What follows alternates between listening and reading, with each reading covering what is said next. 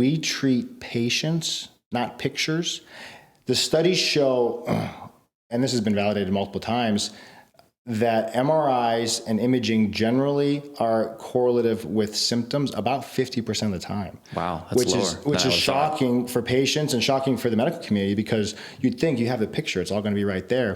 But if you think about how MRIs work in imaging, they take millimeter slices, and they can't slice every millimeter. They skip 3-4 millimeters. So they skip a couple millimeters, they skip a little bit of space there, and that space adds up to multiple centimeters of tissue that just doesn't get imaged. So unless Correct. It's a very large pathology, it often won't get picked up on MRI. Another interesting point about MRI in terms of what we both treat, a lot of disc involvement, is that when you're laying on your back in the tube, in the MRI tube, the disc is not under gravity.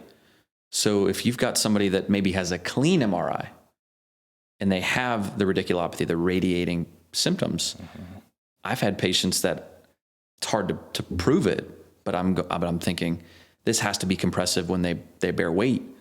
Versus when they lay on their back, it may not be as compressed. So that's another thing that I always tell patients.